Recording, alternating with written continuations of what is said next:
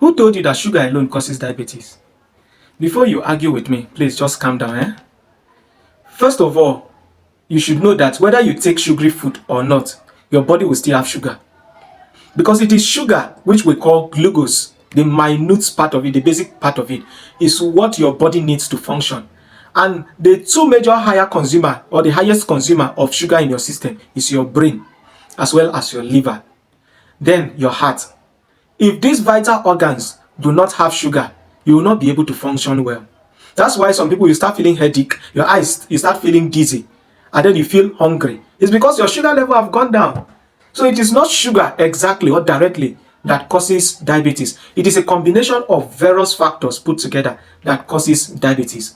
And that's why on this video, we are going to be considering those factors that come hand in hand with sugar to cause diabetes. So if you are interested on this discussion, please, at this point, if you have not yet subscribed, help me click the subscribe button. And if you are a returning subscriber, I really appreciate you. Help me like this video and also help me share the video so that other persons too, they will get the opportunity to free themselves from all those misinformation that sugar actually causes diabetes. Okay, so first of all, what is diabetes? Diabetes in a layman term simply means there is an increasing sugar level, where if you eat a little thing, the next moment your sugar level have risen, especially if the food is sugary in nature.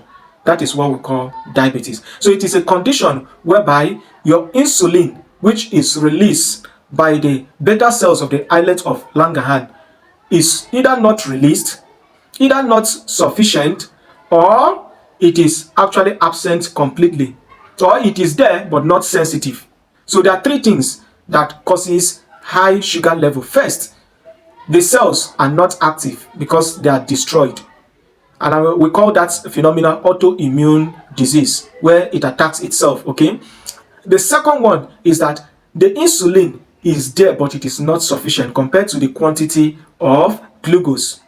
The third one is that it is not even sensitive. The insulin that is released is not even sensitive enough to pick up, to mop up those excess sugar in your body.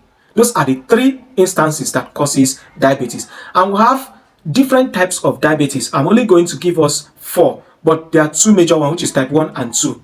But let me just give us a brief light on the other ones. First is the type 1, which is mostly common in children. This type is inherited, and it is the one that will say is caused by the autoimmune disease, where your cells start attacking themselves. All right. The second one have to do with the type 2 diabetes, which is dependent on lifestyle, where you have this risk factor, and then you are living the lifestyle that will predispose you or precipitate the onset of diabetes.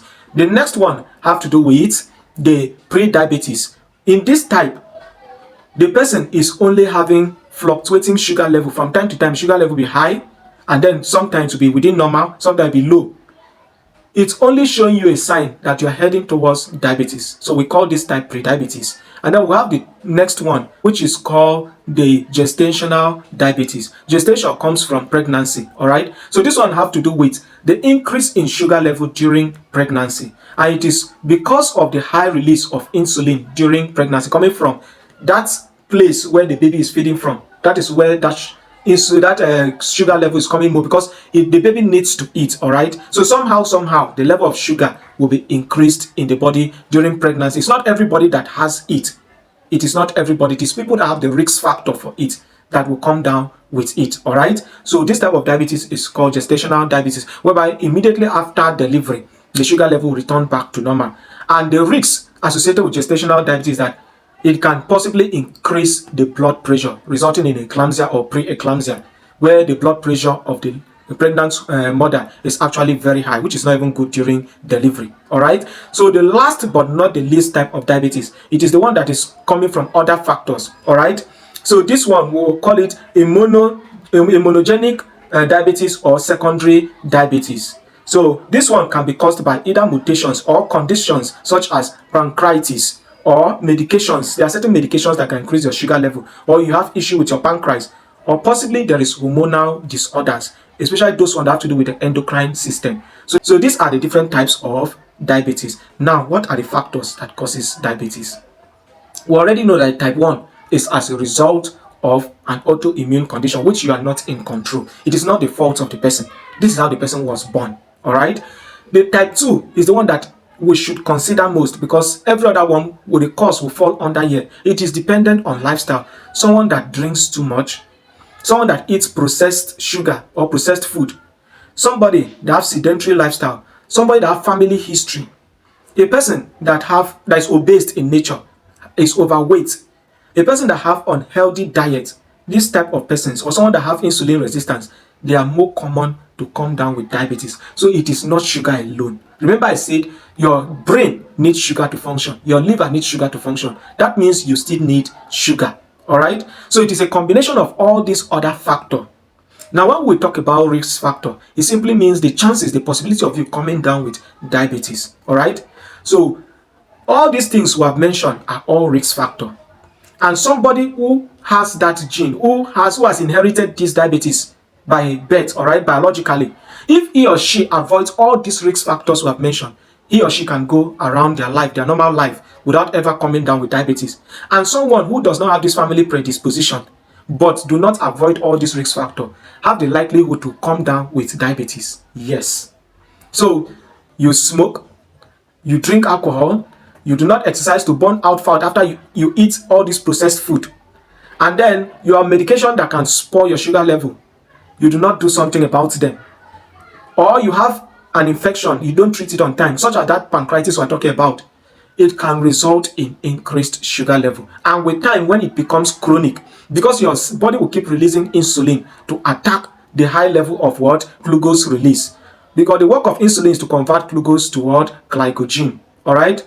So this phenomenon will not be possible if you keep exposing yourself to all this processed food, you don't exercise, you don't give yourself time to exercise and burn out fat, you have this sedentary lifestyle. In the morning, from your bed to the office, you sit down, throw out, and then the next moment you return back to your bed, you can come down with diabetes. You drink alcohol. What is the major organs? The major organs that alcohol targets. The alcohol targets the liver, it targets the kidneys, because this is where detoxification, major detoxification takes place. So with time, the function which would have been helping to break down that sugar level, it will be impaired. You have an infection, you don't treat it. With time, the pancreas that would have functioned well will not be able to function well. And so this, with combination with the presence of sugar, can lead to what? Diabetes. You are obese, you don't think of cutting down your weight, because in obesity, there's least fluid, rather increased accumulation of things, which can even result in what? Hypertension. So you need to see how to work on your weight. Then for the processed food we're talking about, in processed food, it does not have the fiber and other nutrients, just like the natural food, such as fruit.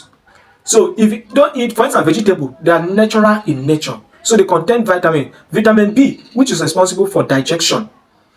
It's way, how the digestion happen? Digestion breaks down this food so that you feel hungry. Do you get? So if these vitamins are not working, or they are not there, they have been depleted by the use or consumption of alcohol, these cells of the small intestine, then you will not even feel hungry. You only be accumulating. But you will be accumulating just because you don't want to completely go your day without taking something. You'll be accumulating them. So your sugar level will rise. Whereas if you are eating the natural food, these things would absorb the sugar. It will break down the sugar and will not give room for it to be accumulated. But the processed food, they are already broken down. Do you get? So all the vitamins there that would have been useful to break down the sugar have already been destroyed. So I haven't come this far. I believe that you have come to that point where you understand that it is not just sugar alone that causes diabetes. It is rather a combination of several factors, which we have listed them, that causes diabetes. If you are still unclear, drop your comments in the comment box. If you have a suggestion for someone out there, drop it in the comment box. If you have an experience to share, drop it in the comment box. If you have any other topic you want us to discuss on, drop it in the comment box. And if you are yet to subscribe, please help me click the subscribe button. If you are a returning subscriber, I still appreciate you for staying up to this point. I look forward to that moment where this particular channel becomes your most favorite click. Please share this video. And for now, stay safe and see you on my next video. Cheers.